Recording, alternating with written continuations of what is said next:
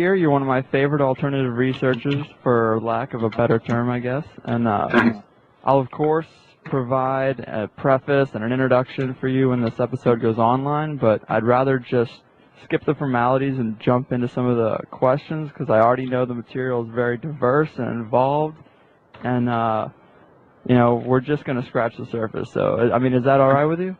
Let's go. Yeah, that's great. Sure. I have no problem with that.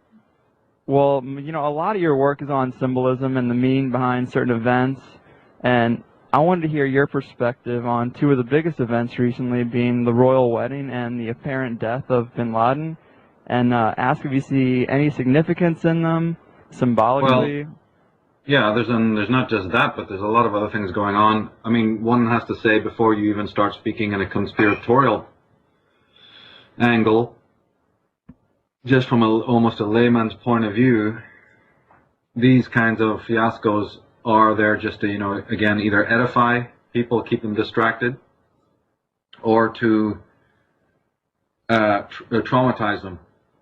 So we have a, you know, sort of a good cop, bad cop, hot cold situation going, in which they know that now that they've reduced the human race to the absolute lowest common denominator of intellect, that then you're just on this sort of slaveocracy level, in which everything that comes, a good portion of people's reality, so to speak, is a hyper reality, a fantasy reality, a pseudo reality. Just in the same way that young kids would play with soldiers, you know, and we grow up playing games. Once you've been reduced to the infantile level, you're still in that fantasy realm, even if you may be 40 years of age or whatever it might be. So, you know, royal weddings, wars, you know, dramas, it's all just a theater. The world is just a theater in which you have your guys with the black caps and the guys with the white caps, you know, and there's this whole, so much of our world anyway today, so much of what we see isn't perceived in reality, is perceived through some digital medium. Obviously, what I mean there is the television and the cinema and the news and all the rest of it. So a lot of these things are just played out on the most basic level, is just simply bread and circuses for the masses. Yeah, that's on the most basic level. Then what you're hinting at, though, is the more subtle levels, where there may be some ritualistic elements that are much more esoteric and much more deep. And of course, I do track that. It's a full-time job, and no doubt about it that any time that the equinox, spring equinox, comes up, you're going to have major rituals. There's no surprise that this last attack on Libya was again at the Feast of Purim in March, that it was time for the crossing over point of the spring equinox, and the date that usually describes the spring equinox is, you know, March 22nd, which is 322, which is the famous lodge number of the Skull and Bone Society. So that's just one reason. The most important one is the actual physical rising of the sun over the equinox. It's an enormously important time. That's also why in America, you guys are from the States, you know that tax time is around that period. Why? You know, why would tax time, what are taxes? You know, that's the slave producing his wages. Why is it handed over at that time? That's because the stars of Libra are in the sky at that time, and the sign of Libra is related to the scales, which tax people used to come around to door in the old days, even right up to the medieval time. Their logo or their emblem over their doors, and also they would physically carry one around, was a big scales, a large scales. You'll even hear about this in the Bible with Matthew, the tax collector. And the symbol of the tax collectors from that time immemorial has been this large scales, you know, when you used to balance rice and beans and gold and all that. And it just turns out that the stars of the scales, that's Libra, is in the sky very prominently around about this time of the year. And that's one of the reasons why the collectors, so to speak, you know, the IRS or whatever, come out to do that. So it's just a welter of symbolism that they're using, both in their corporate logos and their timing of things. And you're speaking now about two very specific events that, yeah, I even heard that the so-called, you know, assassination of bin Laden there is almost on the same day as the birth of Adolf Hitler. It's very close to the time of the World Illuminati Celebration Day, May 15th, you know.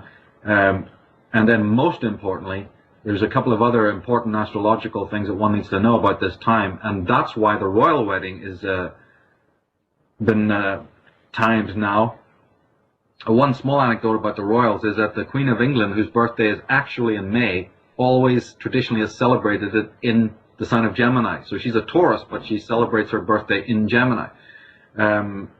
You'll find this kind of displacement quite a lot. There was a Prince Charles did it also, but I can't remember the incident in which he did it, where a certain festival or celebration, this was close to the time of Lady Spencer's killing, some sort of celebration was marked for October, but it didn't actually happen until later than that. And sometimes they do this because, again, they're very conscious of lunar time and sidereal time.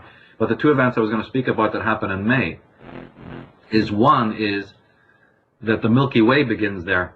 In stellar astrology, the Milky Way begins between the signs of Taurus and Gemini and run all the way across the zodiac to Sagittarius and Scorpio, just like a sort of a large bridge or a river. And in fact, in ancient days, the Milky Way was referred to as the river Styx, as the river of the Pharaoh, or the sacred river.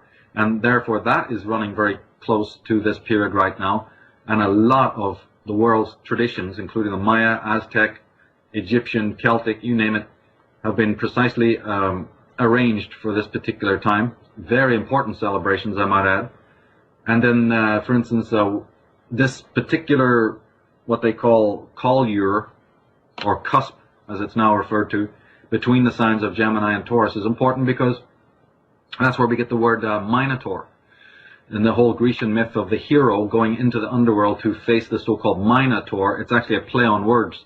Mini being Gemini, right, the end of Gemini, and Tor being the beginning of the word Taurus. So Minotaur facing the Minotaur.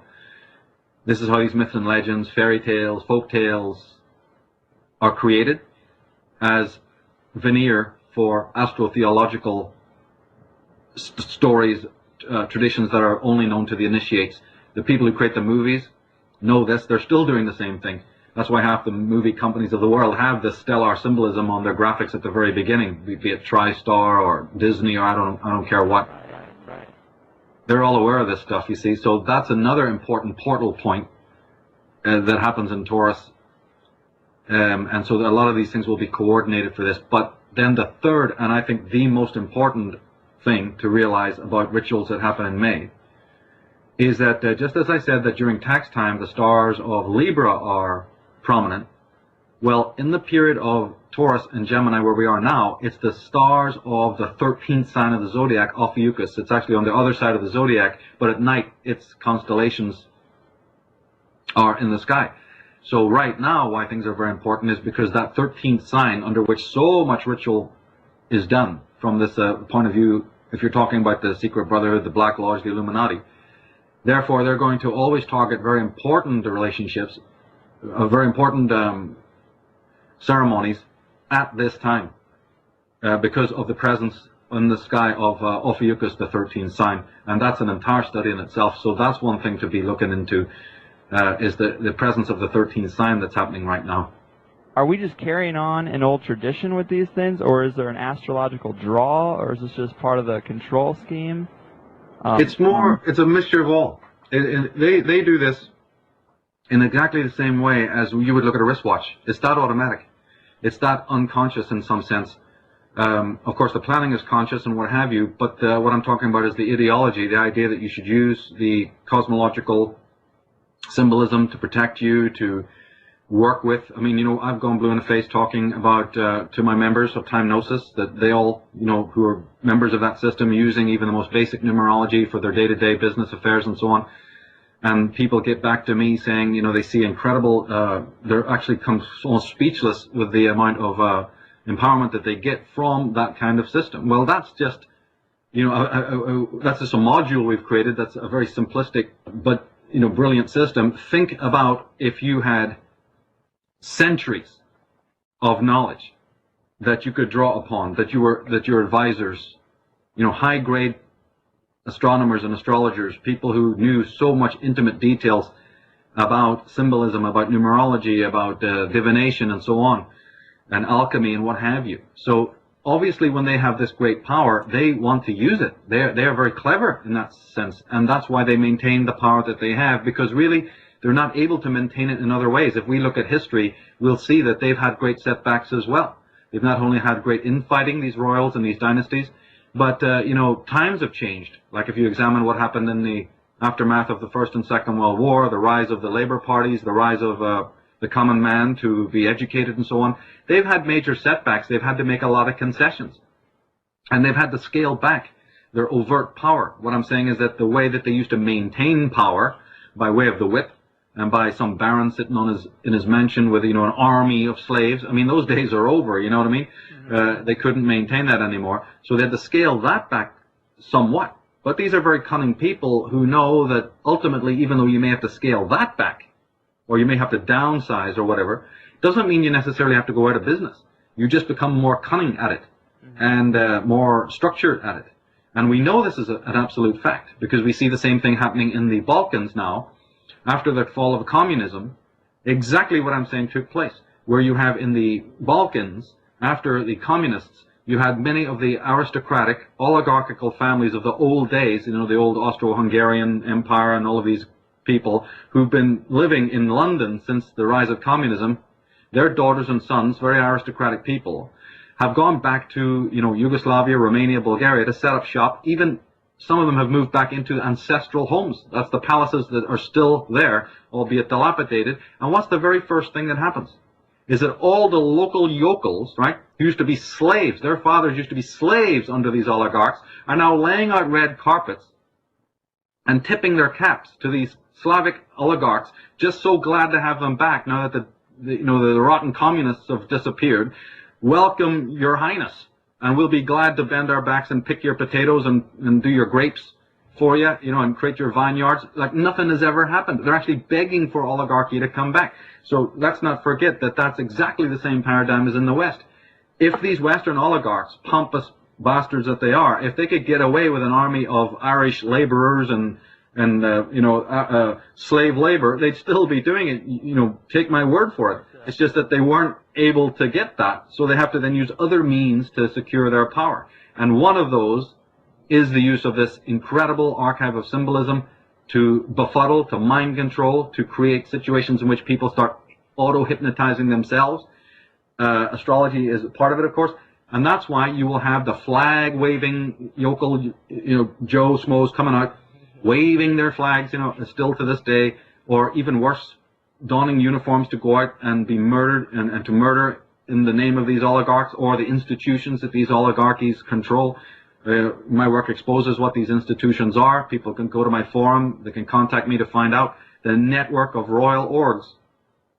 I have on my forum a page there called Empire of Death.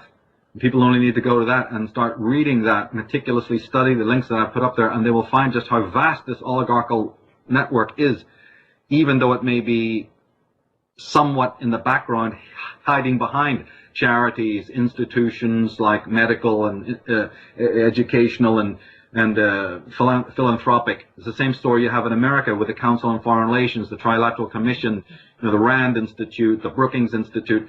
All of these orgs are royal. They're offshoots of the Royal Institute of International Affairs and the Mount Perelin Society and so on and so forth, or the Club of the Isles and all of these alpha lodges of Freemasonry. And they've been slowly moving into the American milieu. They carry the symbolism that's almost identical to that which is used by the oligarchs of England. And they did that through your American Constitution and through the Founding Fathers, who were nothing less than British agents for the most part. Most of the Founding Fathers were Freemasons, correct? Yeah. Almost all of them. And people have to realize that when they say that, they've got to understand that saying Freemason doesn't really tell you that much. Some of these people were not only Freemasons, but very high-degree Freemasons. That's the point. Mm-hmm. They were not just your common, like your dad or my dad going down to the lodge, that kind of thing, having a few drinks and all that. It's a whole different world. Oh, yes, it's a totally different world. So always have to add that point that, number one, I'm not indicting normal Freemasons in any sense, nor am I indicating that these people are of your normal, traditional Freemasonic type, that the local, pub owner or the local, governor, or even to that extent, police chief or whatever. It's far, far higher than that. These people come from dynastic families, Livingstone, Menzies. Oh my God, the list goes on of these families, the Sinclairs and the Kellogg's and whatever. There's so many families, the bloodline families, really. See, I'm pretty pretty vested in your work, and I had Dave watch Architects of Control just recently, and we also watched a little bit of Age of Manipulation, which is, I believe, a 9-hour series.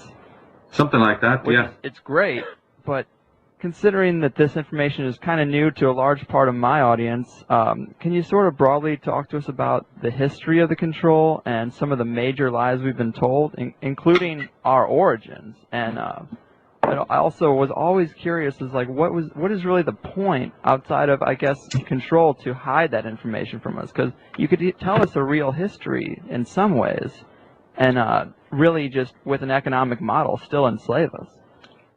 Well, slavery is what you are talking about is slavery. Right. But slavery is ultimately a model that doesn't work unless you have hierarchy. So when you start studying one thing, like say slavery, oh, look at, just my 9-to-5 job, how I'm locked in there, or I hate my boss, or look at who I am in this university, I've tried my best, but all these guys above me. Whatever way the little man starts to already start asking questions that lead one thing to another. It's like I've always described it as pulling a little thread, then the thread becomes a string, the string becomes a rope, the rope becomes a chain. And the next thing you know, you got a big, whale in your living room. Mm-hmm. So these things, one leads to the other. And then you start studying slavery, or debt slavery, or what have you. And then you start moving up to say, yeah, who are these corporations? And then you go beyond, and you start finding out about these secret societies that are all over the world, and these chivalric orders, and their antiquity. And then somebody like me would say, oh, wait a minute. As you said from the beginning, the symbolism tells you, well, that's kind of crazy because there's a lot of Egyptian symbolism. It's a lot of what appears to be Jewish symbolism. Oh, why is that? How does that work? One thing keeps leading to the other, and then you start finding out it goes deeper and deeper, all the way back through Babylon, the monetary system, back through Rome, the symbolism. All of this goes all the way back to Egypt, and you start tracking all of this. And the moment that you're getting wiser and wiser, and the moment you're getting smarter and smarter on this, or let's just use the symbolism I use a lot of the mountain, you're getting higher and higher. There's a dark side, and that is you're getting further and further away from the people that you grew up with, right? Intellectually, right? So, yeah. Just as you're about to turn around and go, hey guys, here, I can give you a handle on what's going down here, and this can be in even a quite small way, nobody wants to hear. So then that apathy starts taking you yet in another direction. And what I mean by that, of course, is then you're into the study of psychology. Because now you have to say that there's a relationship between the slave and the master. It's not just a straight situation of control. I'm speaking like this because you jogged my memory about the Architects of Control DVD, where we went into this more than at other times, in which we started to try and point out that this is a slave-master relationship. And that can't be understood at all until you understand what it is in the mind of the slave that wants to have the master, wants to obey authority. This takes you into then a lot of what to me is more fascinating information, because as you well know, most of the people in the conspiracy folk, or the people who are into revisionism, will put the focus mostly on that overt control. And they're implying by that the slave actually would love to be free. See, I've never believed this. I actually believe that it's a relationship, just in the same way that you can hear them say it. I mean, you listen to Aldous Huxley and people like that, they'd be glad to tell you this. Right. That man has been a slave, and he's an instrument in his own enslavement. What has happened down through the centuries is that the slave has just exchanged chains of iron for chains of gold, metaphorically speaking. If he can have a bit less punitive treatment, he'll be okay with that. He doesn't really want to leave the walls of the prison. Right. So a person like me is standing there saying, but the gates can be opened, wide open, and you can all leave. And they're all sitting there going, no, you leave. We're happy here. So then what happens is this road then takes you into a study of psychology and the dynamics of consciousness and what have you. And then you start putting your finger on the very nexus of it, the very nub of this whole problem that you then see played out in society, or played out in politics, whereas that it's a relationship between the slave and the master, and you understand then the brilliance of the controller, the big brother, so to speak, as that term has been used, because they're aware of this. As you start getting really clever with this, because you realize that the slave doesn't want to really be free, and that if he gives up one set of chains, he just buys into another one, then you start to understand that it's the slave master who has understood this. This is part of the occult knowledge that they use. So one angle of this could take you into studying ancient history as a historian, but another direction can take you into studying philosophy or, say, even psychology, and keep it contemporary, keep it, contemporary to what's happening now. Yeah, now, I mean, obviously you need to do both as much as possible, but for me the more intriguing aspect is the psychology, because then you're kind of understanding, you're seeing through their eyes, you're seeing through the eyes of the master. If the master can create a situation in which his slave is auto-hypnotized, my God, then the game is up, because the slave is doing his own hypnotizing. He's completely on remote control, as we spoke about in the DVD. And then when you now are going to move on to talk about remedies to these problems, a person like myself who's made a study of this is no longer really convinced that political change is really going to work. We don't rule it out, but we're certainly not as optimistic about that kind of change. We understand now that the change has to take on an individual psychological level. That's where the Gordian knot is. As I said, a lot of this master-slave relationship stuff can be found even on a day-to-day basis, in the place of work, or even in the home, certainly in the relationship of parents to children and teachers and society to the young, and all the rest of it, and then ultimately internally, the relationship that we have with our own selves internally. So, and what I mean by that is that, see, it's a strange quirk of human nature that as soon as you're born, you have two enemies, so to speak, two adversaries. One is the outer world of all of its, quandaries and tribulations and stimuli. You have to defend against that. You've got to negotiate all of that, all the ups and downs and shenanigans of the external world in order to stay sane and to be able to function. But we're also, as human beings, have this internal world, what apparently is the subjective world, to deal with, our own complexes, our own syndromes. So human beings stand on the sort of twilight zone between an external world that's threatening and impenetrable, so to speak, and you have this internal world. And the masters at the top of the ladder know all about this. And one of the methodologies that then they use to keep people in a state of total lockdown is this trauma and the constant fear and the constant anxiety, knowing full well that if you create a lot of external tribulation of whatever kind it may be, hidden and more obvious, that will have a psychological consequence in which the person themselves is just literally drowning, in anxiety. And it's through this fear equals anxiety dynamic that the greatest control operates, really.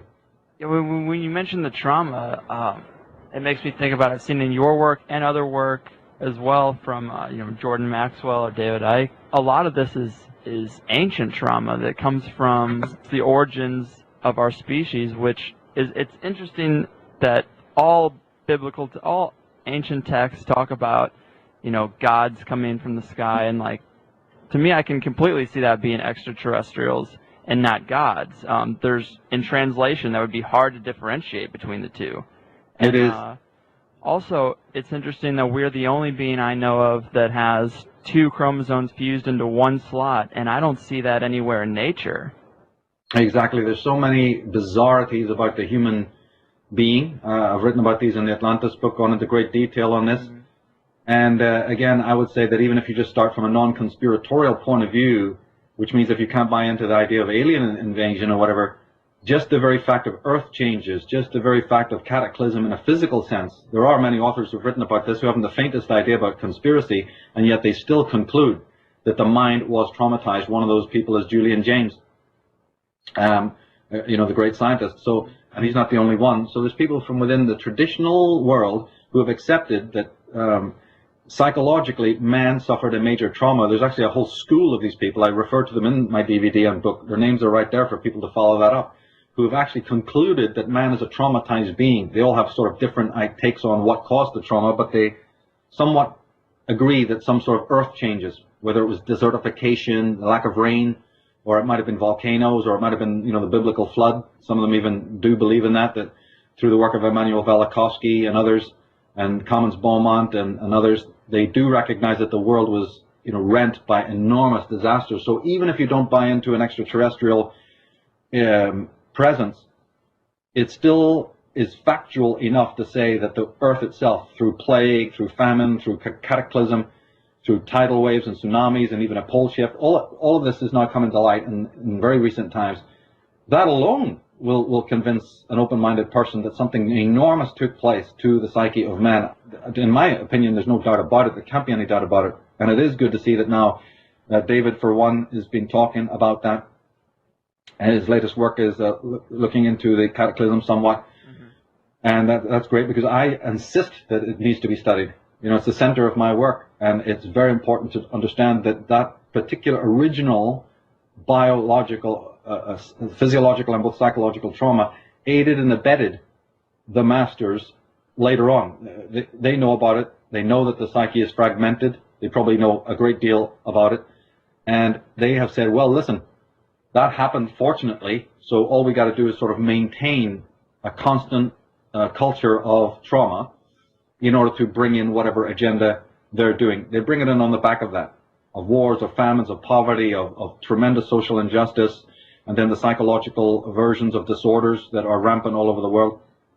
If the mind is already schizoid in its very origin, if what we have as today's consciousness is schizoid in its origin, then it's very simple to create yet further forms of, you know, schizophrenia in human beings. And then since human beings, through their life force, through their energy, create the societies that go on to then create the sociological setting, obviously those societies will then be schizogenic.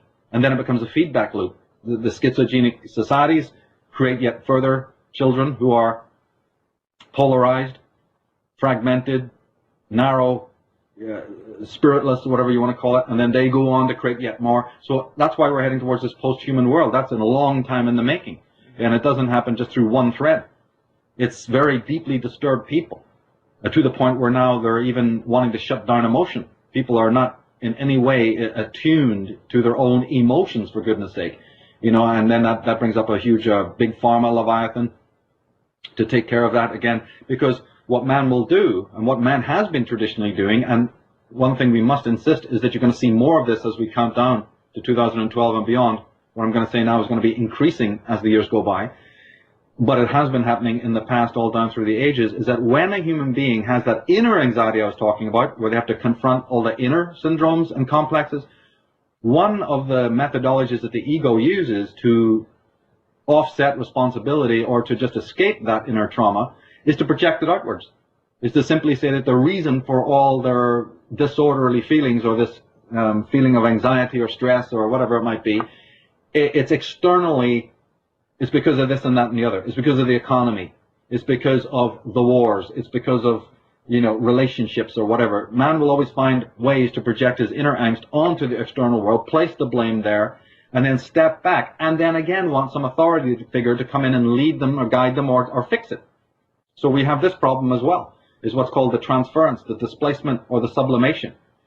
And people not taking personal responsibility for their consciousness or their lives, and then happily, in some sense of the word, projecting it outwards, and then either going to some high priest in the sense of even religion, or the high priests of psychology or psychiatry. Well, that's another master-slave relationship. This is the dynamic that happens when people have lost so much of their own power. Everyone's looking for an expert. Yes, and that's all right to a degree. Naturally, there are experts who are smarter than us, and it's good to find out what they have to say, but not to the extent where you've given up completely the reins of your own thinking, your own biology, and even to a certain extent your own bioenergetics. Your own bioenergetic energy is no longer under your own control. Somebody else rules almost every aspect of your life, in the same way that a dominating parent controls every single aspect of the child's life, to the extent where the child becomes neurotic. Because if a parent... let's just use this metaphor of the parents. The child is already put into a state of neurosis because it's scared that if it does a bad deed, it will lose the love of its parents. I mean, this is just psychology 101, right? Mm-hmm. So child fears, oh yeah, I don't want to do bad things because the parent will get angry, or the parent will get cold, or the parent might reprimand me, and the parent might, even in the most extreme case, lose love. And I'll lose that security, and I'll lose that love of my parent, right, the authority figure. So that's what causes the child to then do good, so to speak. And many psychologists have argued, is the child really doing good out of its own true, actual moral, nature, or is it because it knows it's going to get punished? But that's a separate thing we don't need to go into. All we need to look at is that there is this feeling. And then the child's acts of badness, what would constitute one of those acts of badness? Rebellion, outright aggression. If the child is already worried about a mere infraction bringing the disapproval of the parent, the child is fully aware that if it acts completely aggressively or stands up against the parent for even the parent's misdemeanors, it will suffer an incredible wave of retaliation, right? So what then happens is in the child's mind, the next level of repression is of the aggressive instincts.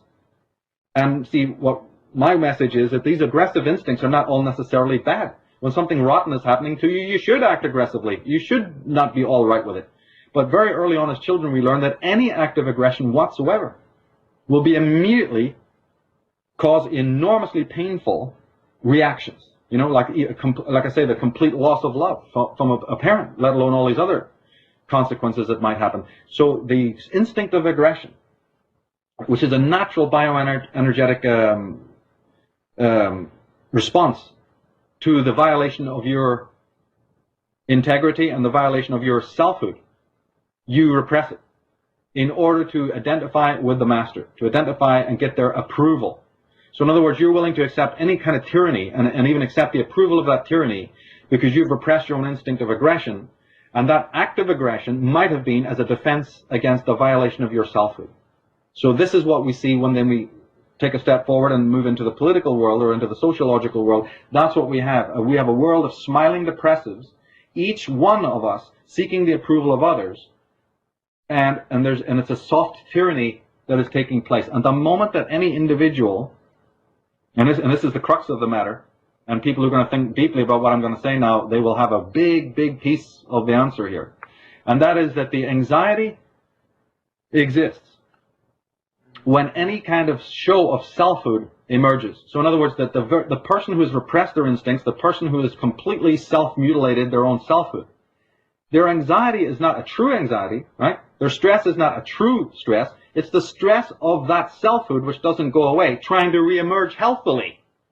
So the person's own neurosis, the person's own disorders, of which we know the world is awash in, is actually a pseudo-anxiety, a pseudo-despair, a pseudo-distress, because you're actually been repressing your selfhood. And that selfhood, being a natural, organic, spiritual thing, doesn't die. You can repress it, but it doesn't go away. Anytime that it tries to reemerge in whatever form, that now causes your anxiety. So the anxieties of the world today and the stresses of the world today are actually based on their true voice trying to make a reemergence. So it's incredible how this thing works. And therefore, you're actually self-mutilating yourself. It's the self-murder that I talk about incessantly, this self-sadism that's going on.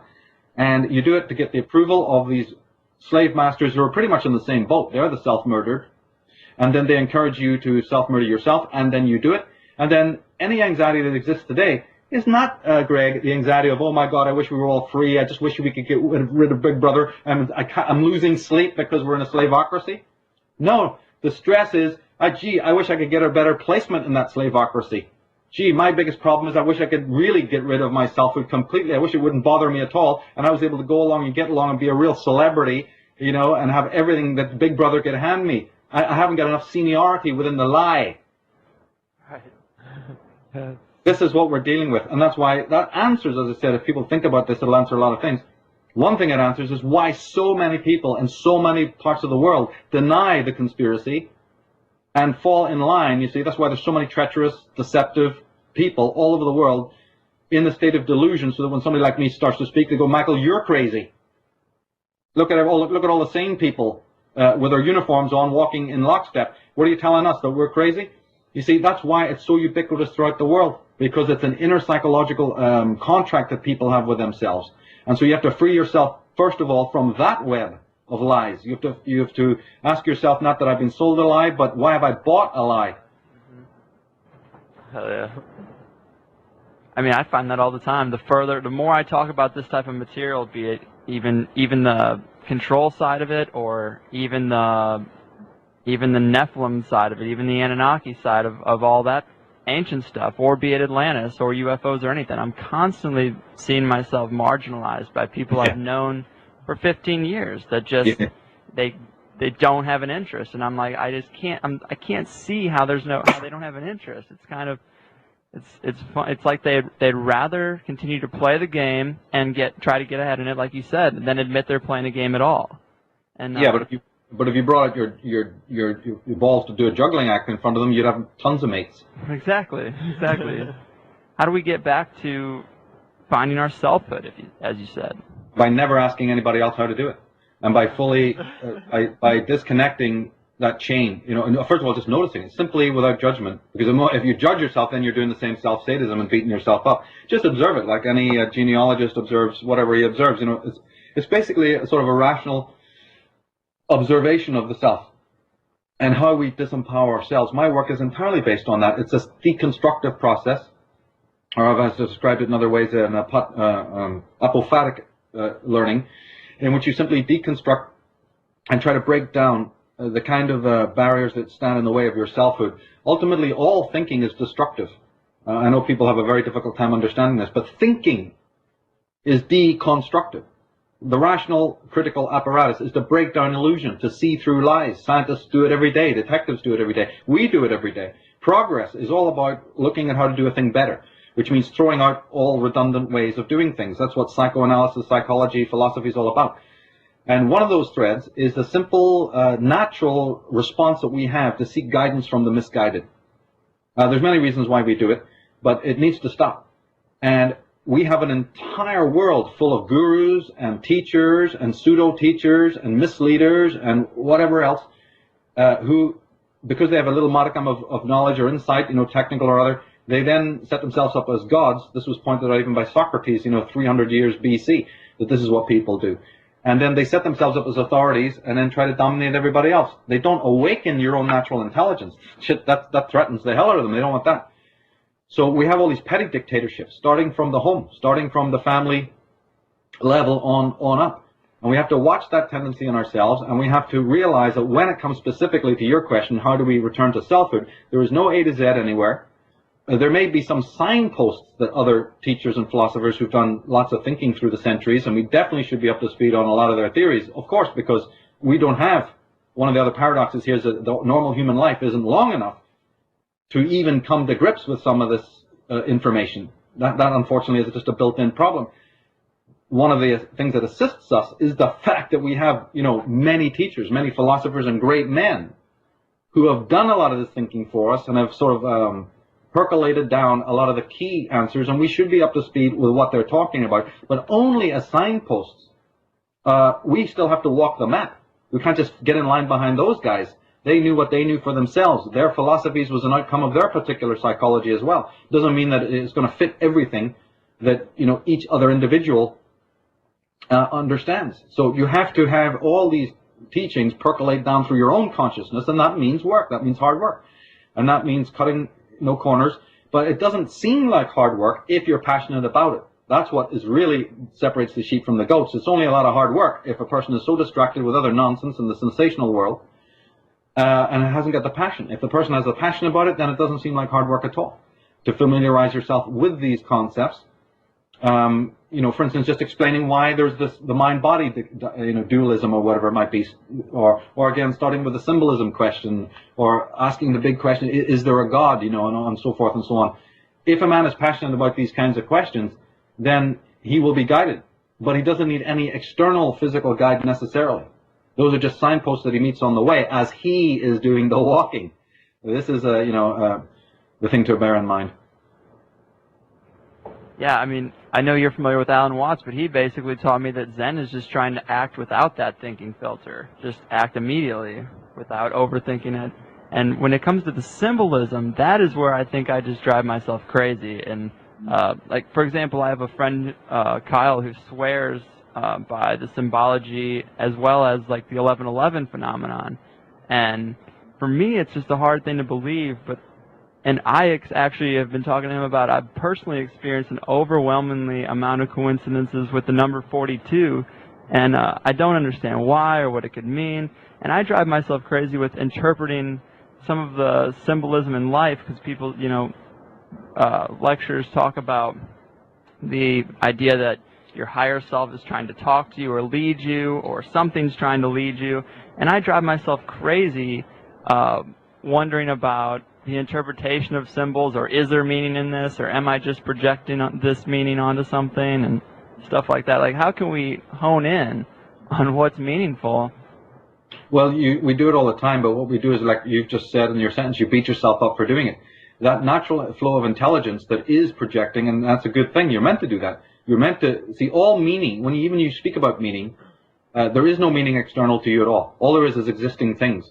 That's where you start. The universe has a bunch of things in it, be it stars or trees or table legs or God knows what, or even for that matter other people. Those are what are known as objects of consciousness, right? And they just exist, but they don't actually have any meaning. This is the mistake that we've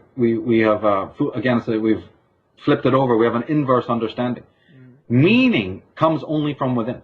So the person who's able to give meaning to life from within himself, he's living. He's what's known as actualized. He's an actual person.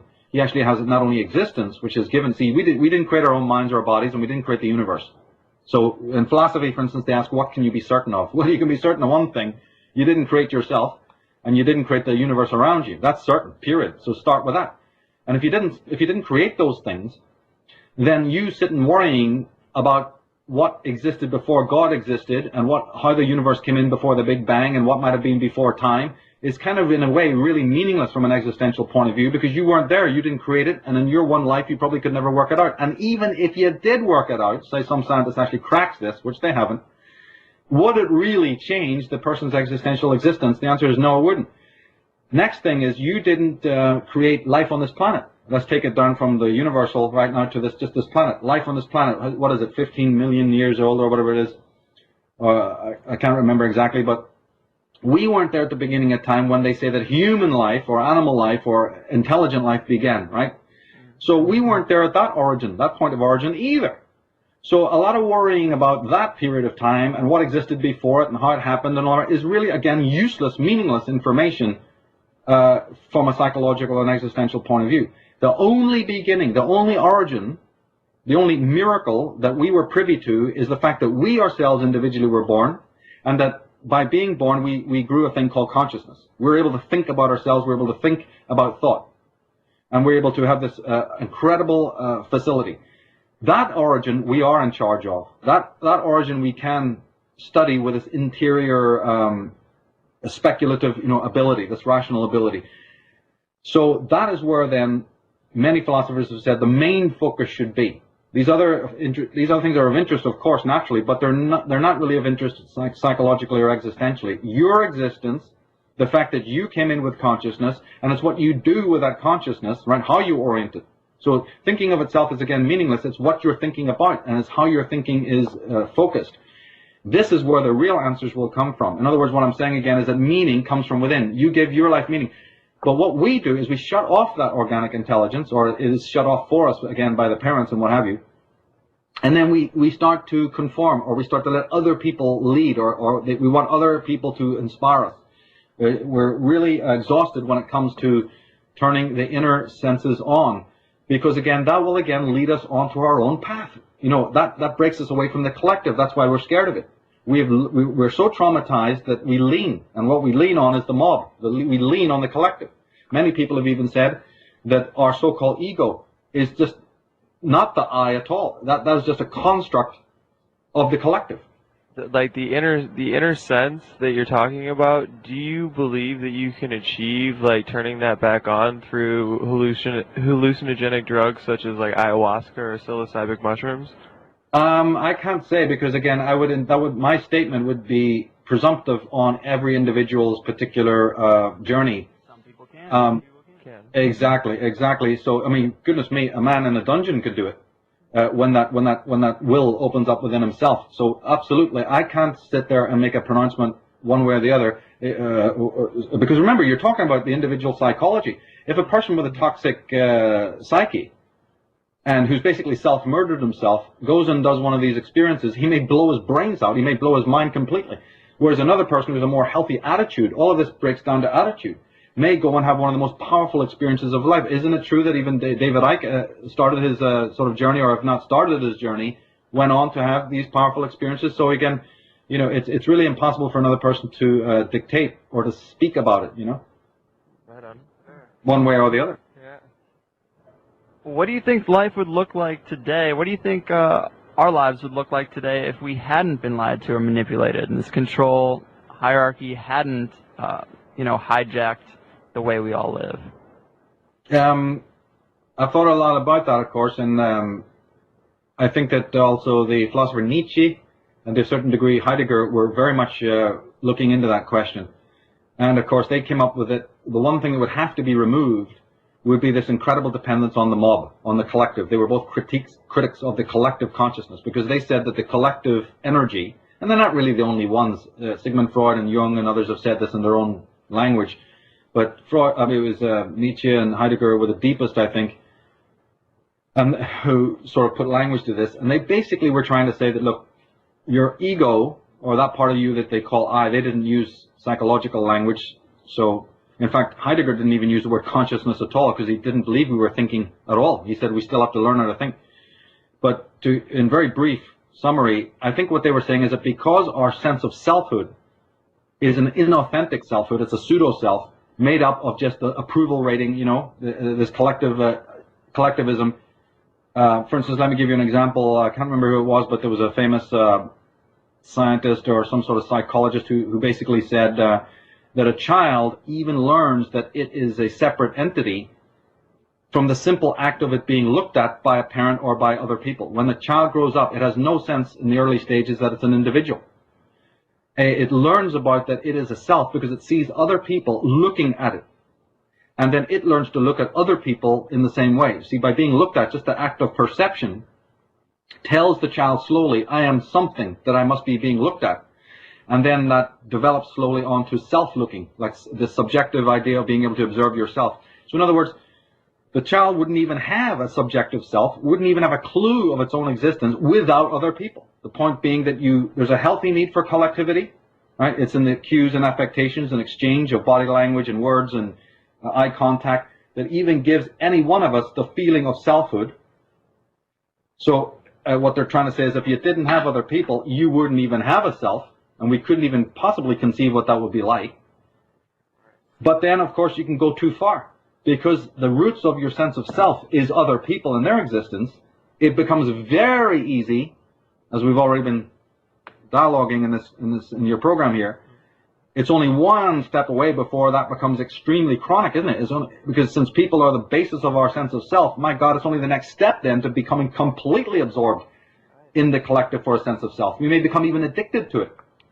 So then trying to go cold turkey and come off of that is a very elaborate and difficult process. And if anybody wanted to do it or try it, you know, again, it's not for me to say what would happen. Some people may be so traumatized by that. Say even if you tried some physical thing like removing yourself from people for 2 weeks or whatever, or even for extended periods of time. History is full of people who actually became hermits and all and completely distanced themselves. You know, again, I can't make any pro or negative statement, you know, about whether that's a good thing or whatever. It depends on the personality of the individual, you know. So, but say somebody did this just purely experimentally, you know, maybe they'd have a complete breakdown and there'd be no self there at all. They'd be just crawling around the floor like some sort of animal. But then, of course, even animals have a sense of self. They obviously do. And so, moving on to say that then, okay, say you don't, and you try to do it gradually to decipher say you stay within society and try to gradually determine what is unique about yourself and what makes you the same as everybody else. Way back in my early first talks, even I addressed this. We know so much about what makes us the same as everybody else. I've said we have very little understanding of what makes us, you know, unique. For instance, Michael. How many guys are called Michael in the world? You know, I mean, it's ridiculous. You know, so it's like what is unique about us? The clothes we wear, the names we have, the food we eat, the ideas in our head, the language we use. We're speaking English or whatever. So you know, everything is shared. What actually then makes us unique? And is there anything at all? I mean, you're talking about the top philosophers in the world at the top of the totem pole haven't got an answer to that. They're still working on it to find out, is there anything that is actually really, truly unique about a person? Now, Heidegger and Nietzsche were, of course, implying that, yeah, there was. You know, there is something that is authentic, unique about an individual, and their systems are there to try and show us how to attain that, you know. And I guess that would also be somewhat what a lot of other famous teachers are trying to allude to. And then you have to know about those systems and come to your own conclusions about which one of these systems that they're talking about, which one of these means to the end, is a means to an end. That becomes a fascinating area of study, you know. So my personal belief is that absolutely. I don't think we were born by accident. I think that all of these things that keep us away from a sense of selfhood can be removed. But it's not so much that they can be removed, it's the way that they're removed. If you remove it in the wrong, it's like, remember that, the $6 million man, Steve Austin? Yeah. He's trying to dismantle this bomb and he does it the wrong way, the whole country's going to blow up. So it's more like, it's like that. It's like the sweat is pouring down your face, because it's not about that can you remove it. It's that if you jiggle or you do it the wrong way, it's going to blow up in your face. So the philosophical process, you have one guy like Alexander coming with a freaking sword to cut through the Gordian knot. Maybe that's not quite the right way. That's a way for him, but it may not be the same way for everybody else. To approach consciousness the wrong way can make you insane. Somebody would argue that that's what happened to poor Nietzsche, and many other people that you could name. The lunatic asylums are filled with people who've actually seen the light. They know a hell of a lot, but they couldn't handle what they saw. So again, it's the way in which a lot of things are done is far more important than the what is being done.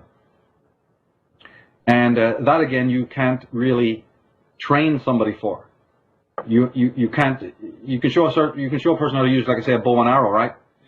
But you can't change their perception. If they're half blind, there's nothing you can do. Even if you show them exactly how to put the string on the bow and put the arrow right and pull it back right and even stand right. But if they're blind and their eyesight is hopeless, there's no chance of them getting to hit that target. So you can show somebody a certain amount, 50%, but they have to bring their own unique skills and perception and acuity and brilliance to it. And then you have the miracle of life. So again, pointing out forever, like you said, Alan Watts, there's been a whole history of great teachers who have shown us what to do. Krishnamurti and you name it. Or like I said, these Nietzsches and Heideggers and all, but it doesn't necessarily mean that everyone's going to go and do it. They have to say, hey, this is what I've discovered. And then you got to say, yeah, well, let me try and do the experiment as well and see what comes with this. So I do believe that these dependencies are bad. I do believe that people have a pathology that can be healed and can be removed. But again, it's all about how you do it. What's your intention as to why you're doing it?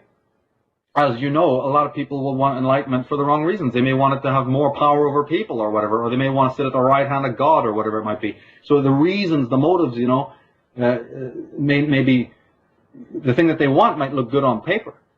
But do we really know the reasons why they want to do it? What's the motive behind it? Could be really, really negative. We're all motivated by something. Yeah. There's good motivations and bad motivations. I've always had a problem with, why would you want to be a guru? Why would you want to be a Sai Baba? Even if you have seen the light. You mean to tell me that you've gone and seen the light and then you're happy the fact with a bunch of completely clueless, auto-hypnotized millions sit in front of you on their knees looking up to you like God? I got a problem with that right away. But then I see a lot of other people don't. They think that's wonderful that he's there making all these miracles and enlightening everyone. So it's again, there's so many schools of thought. I can look at somebody and think that's a charlatan. That's a person, even if he has the light, why would he be using it this way? But another person might come along and go, no, it's a wonderful thing, all these repressed Americans and all, they can sit there and, this is wonderful. This is really going to help them become enlightened, You get more enlightenment out of watching Star Trek than sitting at some Indian guru's feet. I don't know. So it's all perception. It's all an individual's take on it. Some people want to escape themselves so much that they'll seek for the first, guy waving an incense stick and dressed in orange to sell their soul to. There's millions of ways to escape. Working in a job from 9 to 5, looking for that success, Tyranny, you may not put a gun to somebody's head and dress in military, gear with a bunch of medals on your chest. You may want to be the next, Nobel Prize winner or something like that. That's another power trip, you see. So it can be done under the pretext of doing charity or humanity for people. In psychology and philosophy, you're always looking to motives. You're not so fooled by the outward show of things, which so many people in our world today are completely bamboozled by, the outward show. They've got to think about the motives, the psychological motives. So the optimistic aspect of this does connect with the trauma period that you were alluding to earlier, because if you look at the chronology of that trauma, and again I'm saying you don't even have to believe it had anything to do with the Nephilim, even if you just accept it was physical or whatever, planetary, whatever, it's such a short time ago that the optimistic attitude when you study this matrix of power and control is that, look, we may be actually healing from it. And you just can't force that healing any more than you can tell a guy who's been through a car wreck, and broken a couple of legs, to get up and walk right away. So this trauma that happened to all the human race. We're in a healing cycle, and so it's kind of really not too clever or rational to be utterly pessimistic, because these things do take time, and what I mean is centuries. So even though we maybe still see so much darkness and so much tyranny and so much control, and we lament it, and it's good to lament it, you're not meant to be happy about corruption. At the same time, it may be that the ego is gradually, imperceptibly healing in its own unique way, and that what is true and what is rich and what is real inside us never dies, can never perish. This was with the core of Nietzsche's teachings, that no matter how dark things get, he referred to it as the will to power. That will can never, ever die. It's eternal. So no matter how black things get and how oppressive things get, there will be no crushing of that light. So even if you're not a religious man, you're just coming out of a more humanistic school, even in that humanistic school, they claim that the spirit of man can't be crushed down forever, and it will come back, and always will. There's always a compensatory action in life, and one might say that the awakening that you're seeing today amongst ordinary people is part of that awakening. That lie just cannot persist forever, and that the people will find some instinctual or some very deeply a seed of wholeness within them that they will want to actualize. One can argue that that is also the case.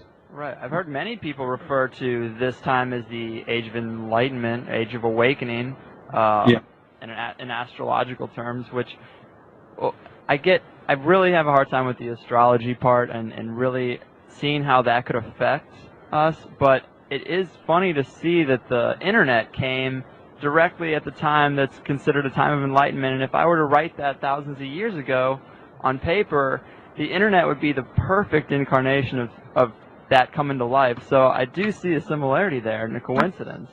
Well, are you familiar with my theories on the inner zodiac? The inner zodiac. I don't think I've heard the inner zodiac theories. Yeah, because I agree with you that if you're looking at astrology from the wrong end of the binoculars, it doesn't make a bit of sense at all, and you're into something completely false.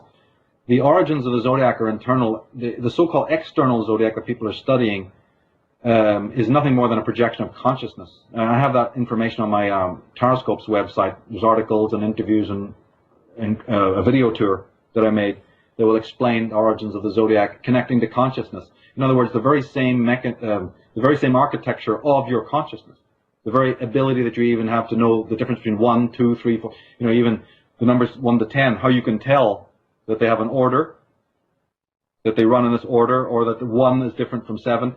That same ability to learn language, like Noam Chomsky speaking about the incredible innate architecture of linguistics that a child has that enables that child to then go on and learn any language, whether it's any foreign language or English or Italian. How is it that children can do this when these linguistic skills are unbelievably complex? No computer could do it. He talks about that there are these innate, inbuilt categories of linguistics in the mind. So in exactly the same way as he's expressed that architecture, that mental architecture, so the principles of the zodiac, the mathematical underlying architecture, the 7, the 12, the 3, and the 4, and so on, that is in our psyche. And it's only because of the incredible misrepresentation of astrology by these so-called astrologers who haven't the faintest idea about the origins of their own subject matter. And it's also because of the egregious, backlashing, or whatever you want to call it, criticism from the sort of materialist atheist crony, crowd who want to deny that there's any spiritual dimension to humankind. Astrology as a pure science has suffered a lot. But when you understand that it is based on a projection of human consciousness, then you'll start to understand more about what goes on. The zodiac, whether you're talking about the great ages, the more processional ages, or you're talking about the yearly zodiac, these are just simply projections of human consciousness. So I always encourage my audience to, go and study up on that so they get more clear on when I even myself make, slip and talk about Uranus or Pluto or Venus or Sun. I always try to, caveat that by saying that, look, I don't actually mean some planet in space necessarily. I'm speaking about an archetypal force. Yeah, like a more of a spiritual, sort of a psycho physical force. It's just a means of communication, like music. The zodiac works on very similar principles as the way that musical notes communicate to us. You know, I mean, there's a reason why people like to listen to Stairway to Heaven or a piece of Chopin. You know, that stuff is speaking to us. Well, the zodiacal archetypes, any symbolism, in fact, whether it's alchemical, mathematical, color, for instance, the miracle of color, we could have 5 shows on just that. You know, so we're being spoken to all the time. Remember, you were speaking earlier about you and the number 42 and how you were playing with that and wondering what the significance is. You see, that number, it's not the number that's the problem really there. It's what that number symbolizes in many ways. The factors that make it up, the relationship between this number 4 and the number 2. Because there's really 2 numbers there, right? You said 42, but that actually implies 2 numbers there, 4 and 2. And those numbers got a lot of different spiritual, esoteric relationships. But to cut it short, what I mean is that numbers, be it 1 to 10, they are themselves meaningless. Like I said, those are just things that exist. What exists behind them is frequency, energy. And those are archetypes. So the numbers are really messengers of a certain vibration. They're conveying a certain vibration. For instance, the number 4 basically conveys the vibration of order, structure, and practicality, you know? So each number represents a particular frequency. That can be universalized, like in most numerology, we'd say those numbers go for everybody, and that's fine and dandy, but ultimately, each individual has a personal relationship with those numbers as well. When one would get into it and study it and come to their own relationship, you know, some people, for instance, I'll give you one example of the number 4, mandalas. When Carl Jung famously had these clients who went through, it wasn't even really major breakthroughs. It was almost like just the first stage of the breakthroughs that they had. Something led them to express themselves by painting mandalas. As you know, mandalas are made of 4, right? Mm-hmm. A lot of them are the square symbolism. And so what is that? Well, Nietzsche would have come along and said, well, I'll tell you what that is. That is a man's aesthetic response. Because man is primarily an aesthetic creature. Long before he uses his reason, long before he even becomes aware that there's a mathematical order to the universe, long before any of that left brain stuff, every man, including every child, is turned on initially by the simple beauty of what's around it. In fact, Nietzsche took this to the extent, anyone who wants to know Nietzsche has to understand that the aesthetic appreciation and aesthetic creations like music and art, actually going and doing it, writing poetry, this was the center of his philosophy, and many others have swore by this as well, that they claim that the whole meaning of life is based on this aesthetic appreciation. But without even getting into any of that, just the very fact that nature was so intoxicatingly beautiful to look at, even thunderstorms or lightning or the sunrise or whatever it might be, the miracle of the flow of river, you know, a river and whatever, this made man wonder, wow, how did this all come into being? And so they saw that man's original state of consciousness was just this completely spontaneous response to beauty, right?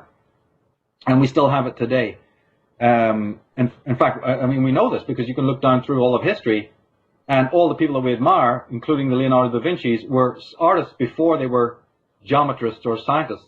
They were the greatest minds in the world, were often scientifically inclined, but they were also extremely artistic. I mean, half the buildings we live in, half the state buildings of the world, based on that Romanesque design, for instance, were designed not just by people who had brilliant mathematical skills and geometric skills, but were also incredibly inspired artistically, like Vitruvius and Pacioli and all of these other guys, you see. Same thing in music. So, yeah, music is mathematical to the extent that you got to know the notes and you got to know the, you know, the writing aspect of music. But long before that, and even at the end of it, it's more about the beautiful aspect of it. You see, so half the stuff that we do in the world, or more of it, is motivated by this aesthetic sense. And therefore, that's important as well to bear in mind that we have this innately within ourselves. And when you're responding then to those numbers just represent, in geometrical form, they may represent some sort of geometry, or they may represent some sort of Archimedean geometry, like the Platonic solids and what have you. A lot of people, when they see numbers like 333 and 777 and 888 and 222, there's a lot of triad numbers appear for people. I think you mentioned even yourself earlier on 1111. Yeah. Was that you that mentioned that? It is. It's a friend of mine. He's convinced that the coincidence of 1111, seeing it in not only in he sees like a double L in his last name and the last name of his girlfriend, and he sees symbolism in that being 1111. Understood. Addresses and times that things happen when he's thinking of certain things, and mile markers on driving on the highway. Well, this is a language that when you're coming to it from this left brain point of view, it seems very strange, and a lot of people can think you're kind of crazy. But what's actually happening is that slowly the natural intelligence that we've been alluding to before, or if you want to say right brain or this aesthetic sense or whatever it might be, that's awakening. And we stop it. We get freaked out by it, and we stop doing it. And therefore, like right now on the clock as I'm looking, where I'm in Europe, it says 3:14. That's pi. Right. Yeah. So now, how significant is pi? It's so significant. We just happen now to be talking about sacred geometry and numerology and the mystical aspects of a number, and I'm looking at the clock, and it's 3:14 exactly. The left brain goes, complete coincidence, has no meaning. But who's to say to me it has no meaning? I decide whether it has meaning or not. You see, as we said earlier, it connects to that thing about bringing meaning out from yourself. So this natural organic flow, so these numbers, now say your friend went and started to discover about the Platonic solids, the dodecahedron, the cube octahedron, the tetrahedron, right? Mm-hmm. Which happen to be based on the cellular structure of the body, and there's so many other authors who have gone into this far more deeply than I've done, people like Drunvalo Melchizedek and even Greg Braden to a certain extent. There's many books out on this subject. You will start to find that the dimensions of these Platonic solids, there's 5 Platonic solids and 18 Archimedean solids, and those, by the way, are in the universe. Those just embody the very essence of the architecture of the universe, right? You will start to discover that these very numbers that you keep noticing, or some part of your brain is attracted to, turn out to be the numbers that are the numbers of these vertices and the numbers of the sides and the dimensions of these particular objects, these solids, or even the body human itself. The human body's dimensions itself from a Pythagorean Fibonacci point of view. And you have the Fibonacci series, you've got many other spiritual esoteric series that are inherent in the natural order. There's the ones that you know about, and then there's the ones they don't want you to know about. So there's all of these spiritual numerology that's encoded into the Sphinx, that's encoded into the pyramid, that's encoded into the human body, and so forth and so on. There's so many books I could refer to people who are, if they're fascinated by this. I've gone into it at great length in my own work. And so these dimensions are those living archetypes. But the thing that those numbers are the bridge between you, right, your microcosmic understanding, your microcosmic intelligence, and the external, apparently external macrocosmic world. You're related to that. The world is made out of the same stuff as your consciousness is made out of. It's completely psychophysical, psychosomatic. And therefore those numbers, in one sense, are the language of the exchange of the energy between your psyche and the physical world. And we have moved only from a left brain point of view, where the only numbers we care about are the numbers of money, and we've reduced it down to such a boring, banal level, 1, 2, 3, 4, like they're dead things. It no longer has an esoteric or spiritual component to it. Yet in ancient days, which we record in our minds, right, our consciousness is the culmination of millennia of experience. Well, that ancient ancestral voice, it knows what the number 2 or the number 3 or the number 22, number 44, whatever, represents. And we've shut that off, unfortunately. So it's very, very important in spiritual development to reopen it again. Right. How do you suggest we do that, really? How do we open that back up? Studying sacred geometry, studying numerology. My mystery school, the Time Gnosis, we have people working with these numbers on a very practical level, so that hopefully will be the starting ground for them to then go on to use double-digit numbers and so on and so forth. Getting into the tarot, all of the tarot cards have numbers, and they have deeply esoteric meanings. All the divination arts, that's extremely important to get involved with that if you're interested in what you're asking. Sacred geometry is part of it as well. And I would say even studying these solids, like I spoke about, the geometrical solids, the Archimedean, 18 Archimedean forms, and the 5 platonic solids, and their dimensions and their vertices and the relationships between each other, like how many planes do they have, how many vertices do they have. This is what fascinated the ancients who built the pyramid. Half the ziggurats and pyramids are based on very precise geometry of 618, that's the phi ratio and what have you, and many other numbers I could mention, you see. The number 66 appears a lot. The Bible is loaded with it. Do you think speaking of the pyramid, do you think the pyramids were built by, does your research show, have you found that the pyramids are built by human ancients alone? I don't know. I think that I'm not even sure they're dated right, and I can tell you that that's a Graham Hancock thing. Is he thinks they're way older. Yeah, I've always maintained that. I think they were built way back in the precessional age of Virgo, if not even before that. But as to who built them, I think enlightened humans. You know, this Atlantean knowledge. Because remember, it's not only in Egypt that you have these precisely designed. They're everywhere. They're everywhere, including in Ireland as well. What did you say? Some are even under the ocean. Yes, the ones that Hancock has photographed. Exactly. So there's no doubt in my mind that there was a gigantic school of knowledge. That's why people I refer to as the Arya or the Druids or whatever. These were a worldwide organization, and they're known in Egypt as the Shamsu Hor, or disciples of Horus.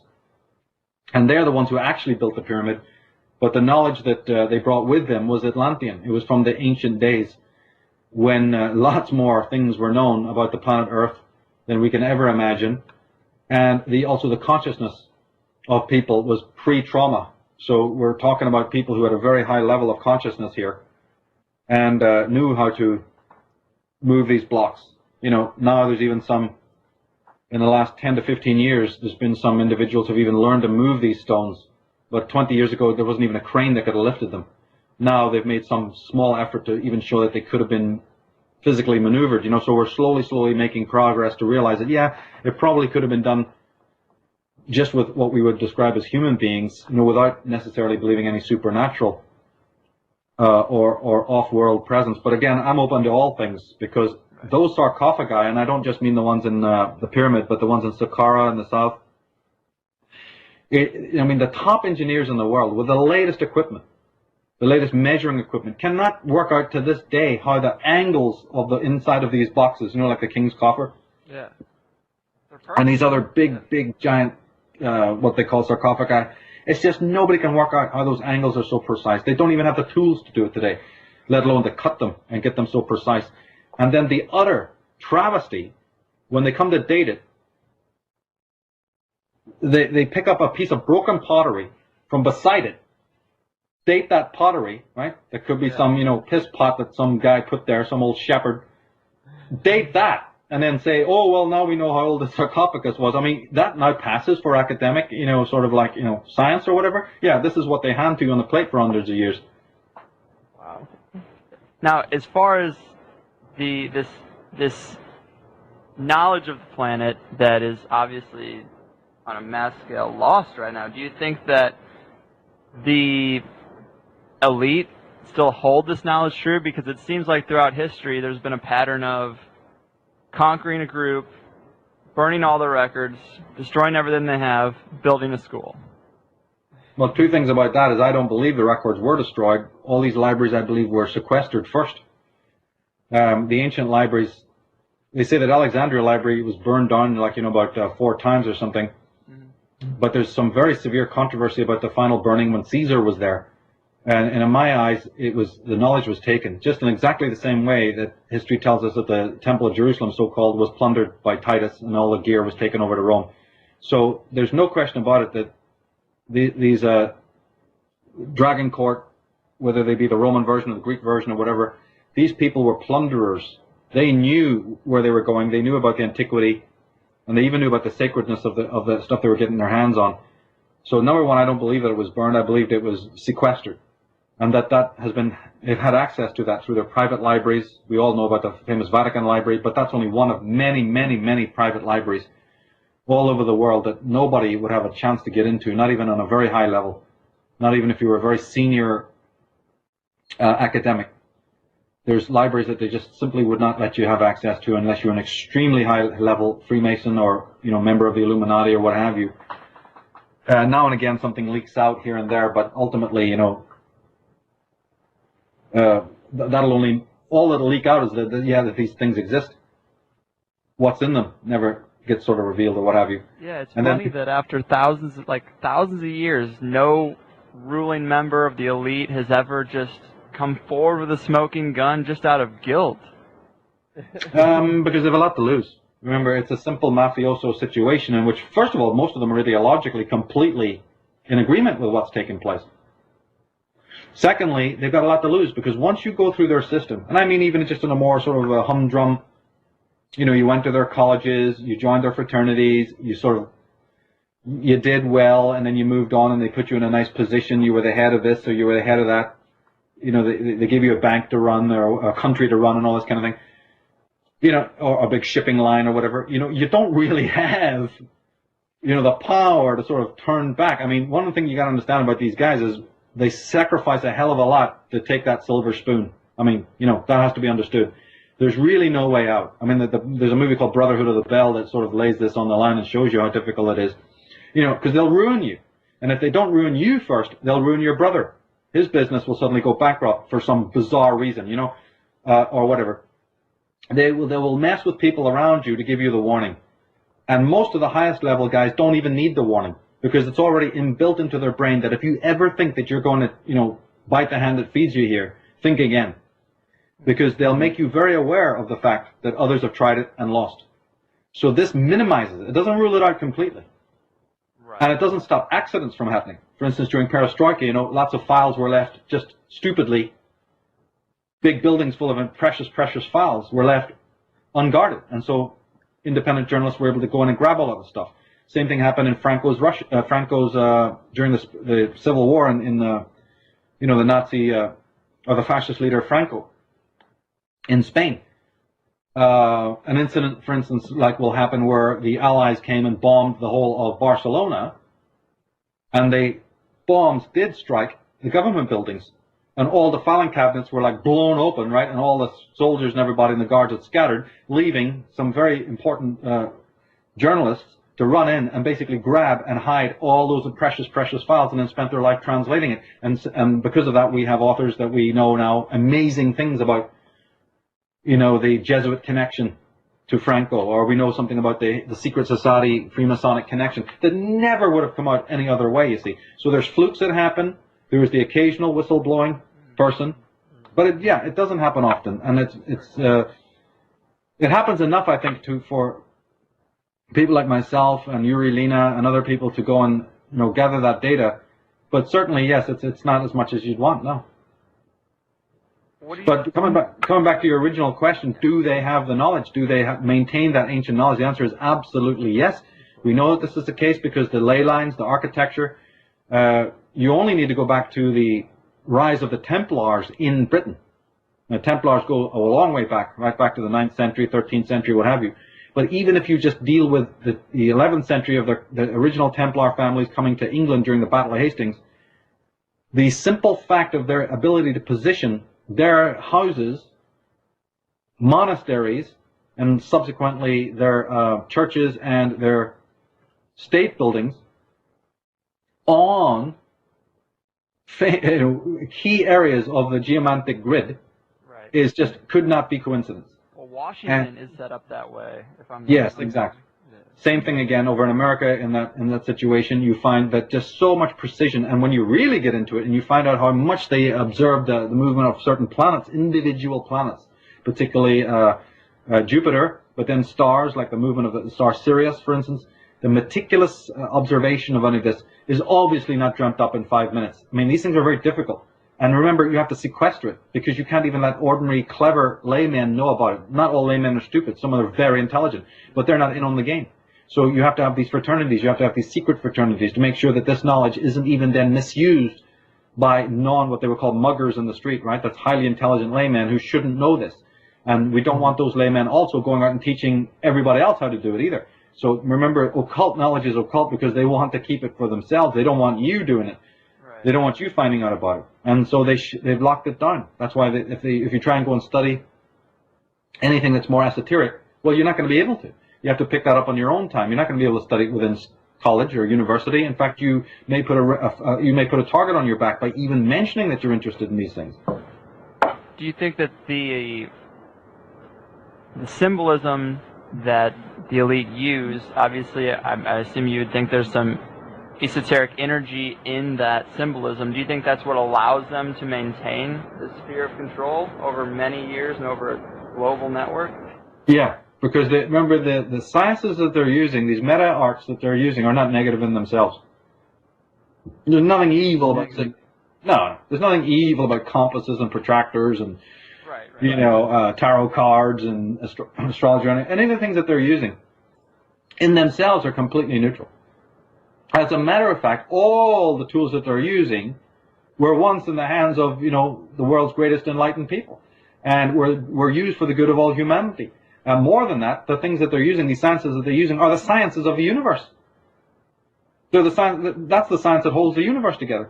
These alchemical principles and these sacred geometrical principles and these artistic and musical and whatever else, color, how they manipulate color, how they manipulate light, those are all rules, laws, or whatever you want to call it, that are already there in the universe. These people are skewers. They are able to reconfigure that which is natural. Evil is nothing more than the subversion, right, of what is natural. They didn't create a thing. In fact, they are. That's what sorcery. That's the difference between magic and sorcery. So when for example, when you see this symbolism come out in corporate logos, do you think they use that because it's just appealing to our subconscious? I do. I think that's the reason, and that simply that they're putting their badge on it, just in the same way that if you created something, or you start a football team, you sit around a lot thinking about the logo and what it represents. You may base that logo on a hero of yours, or you may want to commemorate a famous figure. You see, so you think a lot about the reason why you create these logos. They do the same thing. If they're looking to commemorate not only the line, the bloodline, like for instance, right now on the forum under Empire of Death, I've got a logo from the City Guilds of London, tying into the whole royal oligarchic control of London, and therefore meaning the rest of the world. One of their organizations that they control is a network of guilds, network of universities called the Guilds, City Guilds. The symbol of that is a red lion, but the tail is a coiled serpent. I mean, anybody can go and look at it and agree with me that it looks like a blinking serpent, because it certainly doesn't look like a tail. Well, that tail is meant to indicate a serpent, because they're not really speaking about the lion, they're speaking about the dragon court. The serpent is the serpent brotherhood, right? So in that instance, that logo is just simply commemorating the line, not an individual, not a potentate from the line, just the line itself, a red lion, and that connects to, if you go to astrology, well, the red lion is Aldebaran, right? A star known as Aldebaran in Leo and what have you, on and on and on. That's why so many Templar inns, bars, pubs are called Red Lion, because they know what we don't know. But then, more broadly, they may want to commemorate a specific figure. And therefore, the logo will now actually be representing a person or some trait that they had, or colors that they preferred, or something out of their own coat of arms. There's all sorts of ways of doing this arrangement. It ties into even why somebody came along, they wanted to identify Obama, his facial features, and his presidency with Akhenaten. It's the same thing I'm telling you about. When you study this stuff, that's nothing remarkable there at all. To everyone else, it's remarkable. As a matter of fact, that's the sun symbol was part of it. Yeah. That's exactly. That's like, do me a favor. In fact, I've got it on the forum. If you take the symbol of his little round solar symbol with the 3 striations, and put it right next door to the Akhenaten symbol of the sun, and I've got it right there on the symbolism page in the forum. I mean, a complete imbecile can see that they're a designer take on the same thing. So this is what they do habitually. It's just the way they do things. We may only notice it once in our entire lives, and then go, wow, that's really weird. These guys are masters on it. I mean, you can't go to a state building You can go to Christian churches and find the green man. You know, you can find the head of Mithras. You can find the head of Dionysus, and all sorts of paganism symbolism on Christian churches, on civic buildings, checkered floors galore. How many people walk across the checkered floor when they walk into a state building, or even for that matter, a university or college? How many of those people, I'm just asking a simple question, it's nothing to do with anything conspiratorial. How many people actually know that the checkered floor refers to the Knights Templars and the Cistercian order? Just simply that. No. Right. Very few. Not even the teachers who do it every day. So there you go. But yet they're in this university, meant to be learning things, meant to be educated, and couldn't tell you why the dimensions of a portal, you know, are that way, or you know, there's people going around with the name Tyler or whatever, wouldn't even know where that word came from. They wouldn't even know what it means, that it's Masonic. You know, people going around calling, yeah, I'm called Stephen Cohen. What's the word Cohen mean? Well, I don't know. You know, so it's right there in plain sight. We're not talking, in one way we say, people like me are always talking about this is esoteric and that's esoteric. In one way, that's not even really true. A lot of it's so obvious, you know what I mean, that it's really not esoteric. It's right there in plain view, so it's a combination. And you can literally go back and take these dollar bill symbols and the symbols of Texaco or the symbols of Shell Corporation or I don't know what, AT&T, you name it, and you can find the exact duplicates way back in the time of Rome, way back in the time of Egypt, if it hasn't already been suppressed. That's only what we've got. Right. And you mentioned the Green Man, which jarred a memory of mine. I saw a lot, like, obviously a lot of the symbolism happens in Hollywood as well. Yeah, I've exactly. seen thing on Jim Carrey specifically embodying the Green Man in his movies, like The Mask. He wears a green mask. He also played the Grinch, which is a green character. There's a couple examples, and it just makes me wonder, like, well, I wouldn't think that is he in on that? Like, it just seems weird that you'd be able to find these coincidences and point out like 10, 12 different instances of symbolizing the Green Man for some actor. I don't know, like. Well, just in the same way that you don't blame the merchant necessarily if his logo turns out to be some sort of Masonic thing. Right. You don't exonerate them either, but you don't necessarily implicate them until you're totally sure. Mm-hmm. You don't also implicate the actor necessarily if his smart-ass production people who are making these films are much smarter than him. Right. So you think that, you know, if he were to be symbolizing the Green Man, that it's more producers, people behind the scenes that find these scripts to put them in, and what I just don't understand what the purpose is of creating that type of situation. Well, that's because you have to study magic. You have to learn about sympathetic magic, these deep forms of hypnosis that are used. I've always tried to put it this way. First, let me answer your question about the actor dynamic. The art directors are the ones who do it all. The art directors work with the producers, work with, not the producer, but the directors. They often are coming from a deeply, a great interest, sometimes healthy, sometimes not, interest in symbolism. Then you have a lot of these directors, because believe me, it's not easy to make movies. It takes millions. You have to be really in with the establishment. So, for instance, a particular person like Stanley Kubrick, for instance, their work is layered with esoteric meaning because either they have an interest in it as a layman, or they are actually members of esoteric societies and are just front men for those Masonic societies. So when you go frame by frame and start looking at the esoteric symbolism in, say, something like Eyes Wide Shut, or even a Spielberg piece of garbage, you know, like oh my God, Back to the Future or whatever this nonsense, you know, and then you start. Encounters apparently had a lot of it. Exactly, and there's so many other, even now these latest movies, Immortal, you know, it's all this Nephilim symbolism and what have you. So yeah, when you go frame by frame, you start noticing all this obviously esoteric stuff. That's because these people are themselves just front men, messengers, so to speak, mercurial messengers for these secret societies who want to put out this esoteric information, but they have learned from a long time back to do it in this play of masks, okay? Now, that doesn't mean that the guy who's trying to earn a living at the end, often they're completely ignorant. I mean, I've even tracked some of these films when the actor is being interviewed about some of the symbolism, you know. I mean, they're totally idiotic. They don't have a clue. Sometimes they do, sometimes they don't. All I can say is that, yeah, there's a humongous difference between the level of intelligence of a Peter Weir, who would make the Truman Show, and the actor, right, who if you ask him later on after the movie's made, so what do you think that meant when you went through a door in the sky? Well, gee, I don't really know, Yeah, so I got paid. exactly. They're like performing seals. Later on, they may become a little bit more knowledgeable, and certainly if they want to go on and direct anything, they're going to have to start getting into it.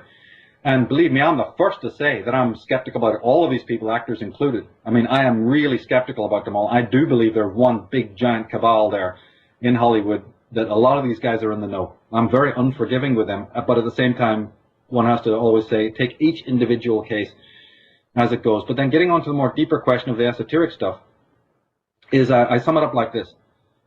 One of the most important things to always remember when you're dealing with the multimedia here, and especially the people who create video games and all of this media, visual media, is that we would be in a dire strait, psychotic state if they weren't able to drip feed us some of the archetypal symbolism that they've also raped us of by the other hand. In order to get the slave to be the slave, you had to rape him through his life, through centuries of time, on this archetypal level. You've got to put, 50-foot steel doors between him and his true self, or you have to shut down the right brain. There's many ways of languaging this. You have to shut down his aesthetic appreciation, like we talked about Nietzsche saying you have to open it up again. But what they have discovered, to their horror, is that if you do that, then you basically have a psychotic creature on your hands. Now, they don't mind that to a degree. But the psychotic has still got to get into his car every day and go down there and push the wheel. He's still got to breed a new generation of slaves and whatever else, you see, to run the entire planet. So they only want a certain neurotic individual so fucked up that he won't be able to do his inner homework to find his spiritual core. But he shouldn't be so crazed out, so lost, that he can't perform his duties for Big Brother. So what they do then is they send you down to the cinema, or they put these, because they know that the food of the mind must be symbolic. You're missing this whole archive inside yourself that they have suppressed. They've raped whole nations, man. I'm talking about the wholesale rape of entire groups of people, not just the Druids, but many other powerful Gnostic spiritual groups who used to teach people this, who very much were using symbolism, who were trying to awaken this aesthetic sense, or had it awakened. So we have had centuries of purgation, so that your modern man is utterly vagrant, utterly cut off from these symbolic roots. I mean, Carl Jung went blue in the face talking about this. And so they've realized that that has made man very weak. So by creating this aesthetic movement and putting in it so many deep, archetypal, ancient, look at the movie The Fountain. Look how much the Tree of Life, I'm obsessed with this I tried concept. to watch that. That was a weird movie. Remember that? And then, we tried watching that, and that movie was just so odd. Yeah, well, very, very, very bizarre movie. Now, one of the central themes in it is this Tree of Life. I mean, I'm obsessed with that. I've got a whole thing coming out of that. I've got a whole appendices on it. I mean, and there it is in this movie. It takes central place, not just in this movie, but the religious symbolism of the Tree of Life goes back unbelievably many thousands of years. You can find it in the earliest Babylonian symbolism. It's right there in the book of Genesis. And here it is as a central character, in this modern film, with all this archetypal symbolism around it. So the people who do this, they know that they have to, every now and again, give you that. I think a good parallel would be, isn't it, that when you're a drug addict, like a heroin addict, and if you declare that you are, you can get free needles and they inject you with some of the heroin or something? Is that what they do? I don't know, Dave. That they don't do that in the States, but they do that some parts of the world, yeah. Right, well, they give they give, in the States, they give heroin addicts methadone. Well, that's what they're basically doing with this.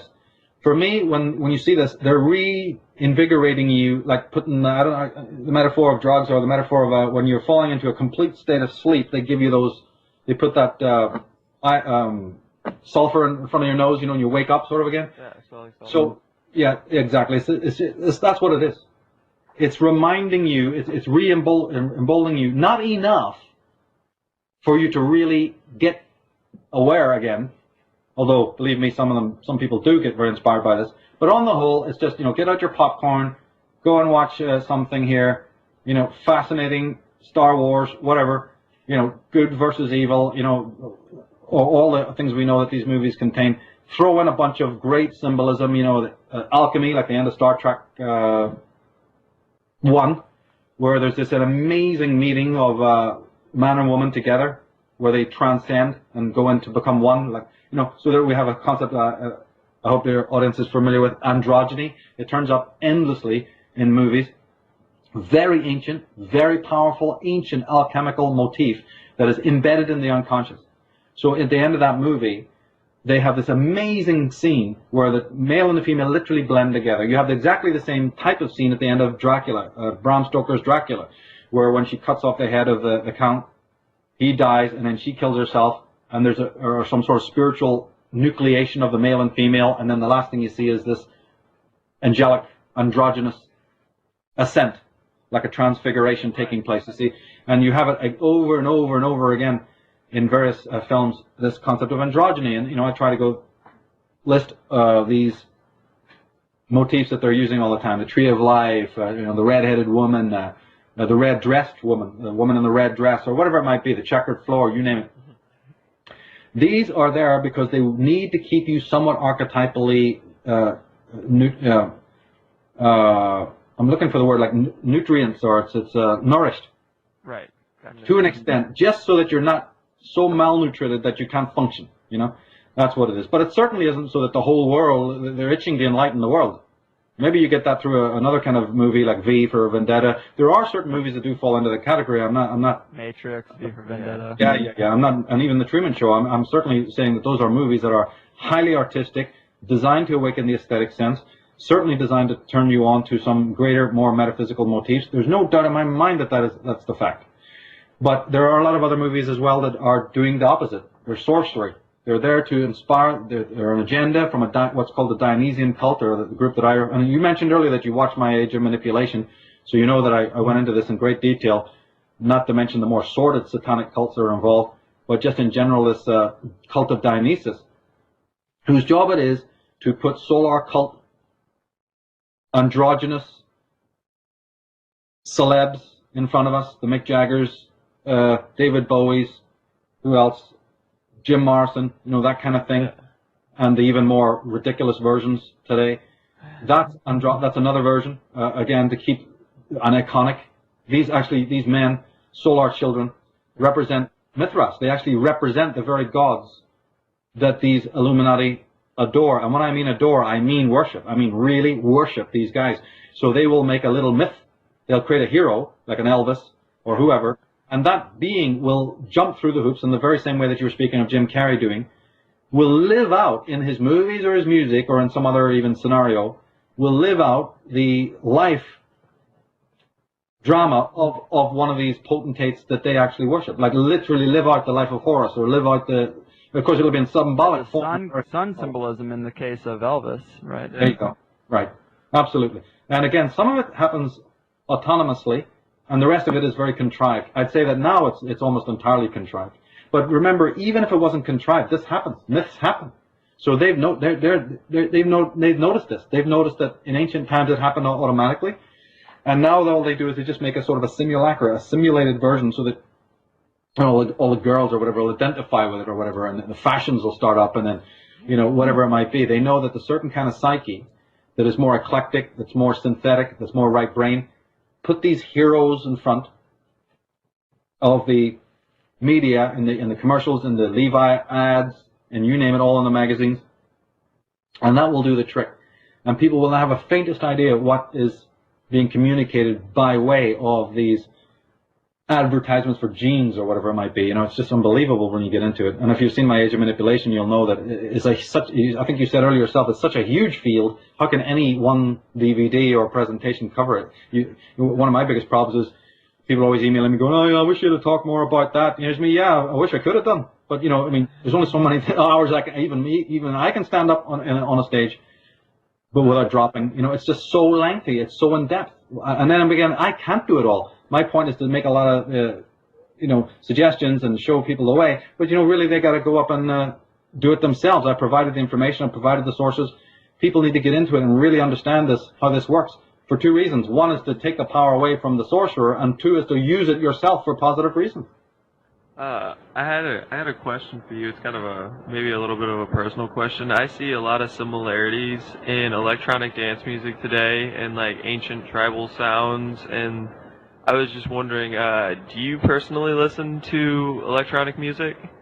Yeah, I like trance music a lot. I like the Orb and the Future Sounds of London, and even Tangerine Dream, and a certain amount of like a Vangelis, and even what's his name? Oh, there's so many. Oh, I'm a big fan of trance music and like a lot more psychedelic, like the harder, you know what I'm saying, like almost like an infected mushroom. Yeah, and electronic. I like industrial. I like industrial music. Sure, I like it. In fact, I like any music that has that mantric rhythmic stuff. You know, whether it's in a more industrial metal type of thing or even more trance music. I adore that kind of music a lot. I listen. More symphonic. Well, I'm a musician. That's why I wanted to ask that question, because I heard the song that you played during the Free Your Mind with the symbolism, and you're like, you had the different pictures and one was going into another, and you can see the correlations through all these symbols, and that's what sparked my question. Yeah, I try to put as much of that music into my own documentaries as possible because I listen to it a lot, and it's very right brain, it's very stream of consciousness, and it's music that allows you to dive in, where you're more personally involved. It's not linear, and it's not a song necessarily with lyrics or a structured, sort of 3-minute song or whatever. So it allows you to go in there, and why I like it a lot is because I work so hard that if I play just 3-minute songs, you go stir crazy listening, even songs you really like. Yeah. Whereas if you put on the trance music, it's different every time. Every time you put that same piece on, you're hearing more in it, and it doesn't become as boring. Yeah, of course. Like you hear the different layerings of the different sounds and how always they hearing come different together. For instance, when I used to do retail, when working in bookstores and what have you, we'd always try to slip the trance music on when the boss was out, because then your day goes by faster. Because if you're listening to these very formulaic kinds of music, it becomes very monotonous, and you almost feel more tense. Yeah. That's Yeah. awesome. Well, hey, we've pretty much almost taken up 2 hours of your time, but it's been great, eye-opening, very inspiring.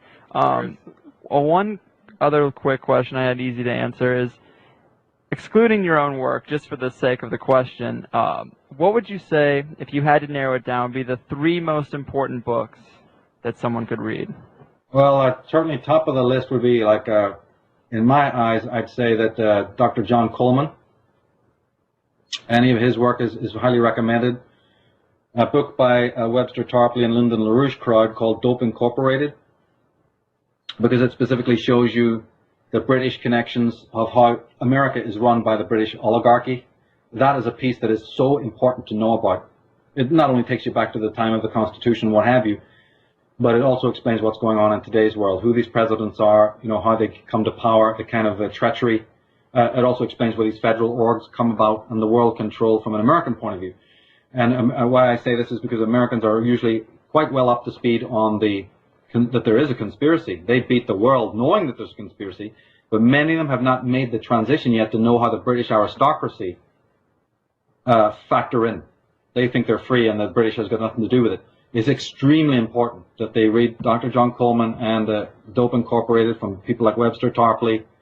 Those are highly recommended. And then satellite to that is, of course, then the G. Edward Griffin, who do speak about the same thing, and Eustace Mullins, that kind of thing. Those are crucial. There's so many others I can mention and have listed. If people go to my articles and look at the Constitution Con article or look at the Weapons of Mass Destruction Found article, go to the bottom and you'll find all these authors that I list. But since you asked me that question right now, those are the ones I can think of. A guy called,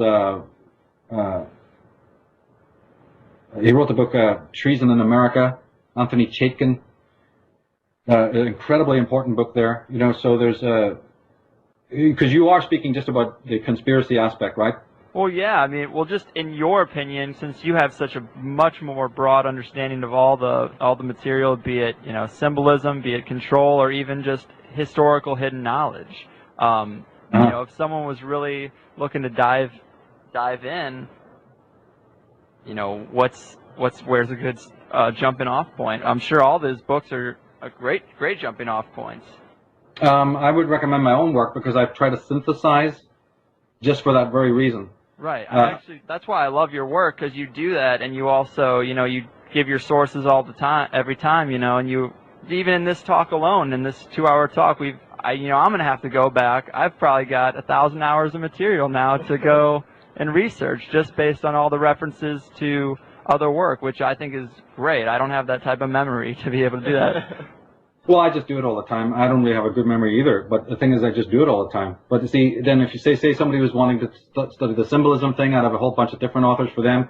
Say they were interested in the history of Christianity, the Templars, I have gone through all of this subject matter all my life and been able to synthesize the best of the best. I mean, actually by reading it. So, I read maybe 20 books a month, excuse me. And therefore, over the years, just by the simple act of doing that, you find out who is just utterly worthless or only half good and who's absolutely bloody marvelous, So say I was talking about Egypt or, or the Bible, then I got my Tony Bushbys and my Ralph Ellis's and Mustafa Gadalas and Ahmed Osman's, So it depends from which school you're coming. If you're talking more on the psychological aspect, then you have, different people to recommend and all of this. Symbolism, of course, is very, very important. So you have different people to recommend there. Judaism, the history of Judaism. I can save people, centuries there, by recommending things that they should read. So it's about eclectically having your fingers on the pulse of all of this different subject matter, because I'm not a narrow guy. I don't get only fanatical about one area and beat that to death, because then you become sort of partisan, then you become sort of obsessed. And by the moment that you do that, you're missing other key information over here that you may not be interested in. And this is also what's happening a lot in this movement. Like, for instance, you barely see anyone in this revisionist movement ever talking about philosophy or psychology, and very few ever talking about catastrophism. And they should be, and it would help their work to do so. When I first came into the movement, nobody was even speaking about Ireland and the incredible reservoir of knowledge that you get from studying the Irish Celts, not the Celts, but the Irish and then the Celts and so on. So there's, as I say, it's because it's partly early days yet, and half the greatest books on any of these subjects have only come out within a very short period of time. Remember I was saying about the healing and that we were in a short, early period of time? That's also corroborated by the fact that some of the greatest discoveries have only been made in about the last 20, 30 years. And even some people could argue within 20 years. Some of the great authors I would mention, their books have only been out, including my own, within a very, very short period of time. So again, even though there's been great champions before, it's only now, especially in the field of Judaism, for instance. Right now, we have many Jews themselves blowing the whistle on the lie of Israel and on the lie of, the Israelites. Jewish men, people I can mention and have mentioned. Actually, Jewish authors themselves, like Shlomo Sand and others, who are coming out from within these organizations and showing you, it's built on lies, it's built on mind control. There isn't any science to back it up, and the science that's been handed to you is bogus science. It's all propaganda, There's a huge propaganda machinery at loose in the world. So the one thing I will say is that, I do, in fact, read the books. I just don't read like a comment or two on some Amazon website or whatever. I really buy the books, I read them, I study them meticulously, and try to then summarize the best parts of the book. So if people go to my astrotheology site or the Irish Origin site and go to those appendices areas, they will see very detailed summaries of some great books, that would cost a lot for people to buy and a hell of a lot of time to read. And even if you did read it, you might not even be able to, summarize or realize why this book is important. I've done that work myself for people to go on my websites and check it out. And on a little bit lesser level on the forum, I try to do the same thing, But that certainly does mean that I do have my favorite authors. There's some pretty standard authors that are absolutely crucial. I mean, absolutely crucial to know about. I'm excited to go and check it all out. I mean, I've checked out, obviously, in this week since talking to you. I've been just hitting your material as hard as possible because, I asked you after watching Architects of Control, and I was shocked that you were, willing to come on the show and talk to us about this stuff, and it's great. I appreciate it immensely. But I guess to wrap it up and let you carry on with your day, just to wrap it up, what are you working on right now? Lots of things. As I said, the Tree of Life, I'm trying to get that together. We're revising all of my 3 books, doing just a normal update on those, and various DVD projects, slowly working on those. I mean, a lot of online stuff. So it's unbelievable, you know, it's not a moment there's not even a moment to blink, you know, it's just such a busy time right now. Well, I really appreciate you coming on and doing this, because this is very educational for me. So I just wanted to say thank you. Well, thank you, and we'll certainly, you know, if you're up to it, we'll do it again. There's a lot of other areas to go into, you know, so I'd be happy to. It's always a pleasure for me, you see, to speak with people who actually know things and have good questions about it, as opposed to hosts who really don't have a clue, you know, and haven't got the right motives. You know, it appears to people that I do a lot of interviews, and in fact, I actually do not do a lot of conferences or interviews for the very purpose of, you know, that the people just don't have integrity, or they're out for themselves, or what it might be. So, you know, I'm always glad to come on when there is knowledge there and there's the eagerness. So, you know, thank you for giving me that time as well. Of course, yeah. I mean, I'm obviously a layman. We're both laymen, but, you know, we have an incredible interest, and, I mean, I feel fulfilled. Of course. Well, see, I'm also a layman. I always maintain and say clearly that I am no expert on any of these things. The jury is always out. I could be wrong in everything. We're all in in fact, so much of my work is collaborative. People send me stuff on a daily basis, sometimes, you know, hundreds and hundreds of things a week. That's one thing. And secondly, I'm always keeping an open mind. I always think that, yeah, what I've seen and what I've learned, you know, of course, you proceed by assuming that you're right. Otherwise, you couldn't move out of bed in the morning. But you always keep the intellectual openness to realize that not only could you be completely wrong, but you need to always you always need to be actively thinking about the opposite position that you're taking. And I do that a lot. And I think a lot of people do not do this. They become obsessed, you know, but I don't. I'm very strong when I advocate what I believe to be the case. But I always personally keep an open mind to say, yeah, well, maybe that's completely the opposite. In fact, what is the opposite? Let me study that. And then, as I said, by going through all of these different books that come out, I'm also very aware of all the disinformation. I'm also very aware that if you don't do what I do and you don't help people go to the right sources, they're going to probably be swamped with all of this disinformation, because now that the Big Brother has understood that there's a gigantic movement throughout the world looking for this truth and digging deeply, they have unleashed their own robots through the publishing orgs to write books that apparently are also revelatory in nature. And this goes right across the board. I don't care if it's about Judaism or the Knights Templar or the Magdalene and the Grail and whatever else. And yet those books are loaded with disinformation to put you off on the wrong track. So it's my work is also very deconstructive in that way as well, is to point you in the direction of the great minds that you totally need to have in your library, but also to be kind of wary of those who are unleashed by the beast, so to speak, to have extremely high-level publishing deals. And this even goes for the media. This even goes for the type of shows that are now being produced on BBC and PBS in America that are dabbling into this occult stuff that Jordan, Maxwell, and others and myself have been dealing with for years and years and years. They're literally plagiarizing it, directly plagiarizing it, and then putting it on there with their own little goon, and then trying to tell, you know, going out to the millions who have never seen this before, and then believe that, oh, isn't it wonderful that the BBC have finally told us the truth about Jesus and the crucifixion or the cults of the ancient world. And that poor guy sitting there in suburbia hasn't the faintest idea that people lived and died and sweated blood to bring that knowledge out from the recesses of the underworld, you know. But now you click on your remote control and there's, you know, BBC doing it, or the Discovery Channel doing it. So that also needs to be taken in mind. I'm glad the information is out, better than not being out. But at the same time, it's the means by which it's coming out. Yeah. So you're asking me about, oh yeah, you know, you're a layman and you just have this radio show. It's crucial that people with integrity who will even have a person like me or Jordan on, you don't even know the good that you're doing. Because right now, our knowledge is being eclipsed and plagiarized and appropriated by the mainstream, who are doing it precisely so that people like us don't get our time on mainstream television. They're absolutely making sure that our voice doesn't reach the public. And one of the ways to do that is to homogenize the knowledge. I know it sounds strange if you're not familiar with this, but this is what they do. The mainstream plays a game. It walks in rhythm with you to find out. It always has its fingers on the pulse of what's happening in the underworld, because it knows that that's where the mavericks are. That's where, if those people were given 10 minutes of TV time, the world would change on its axis, man. So they cut you off at the pass, so to speak.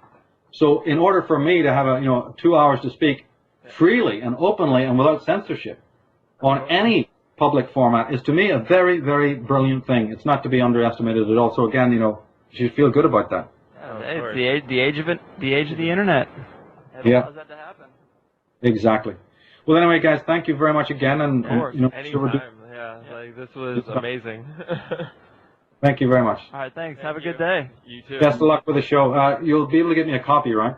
Sure. Yeah, I'll send you a link when it's up. Thanks, mate. Okay.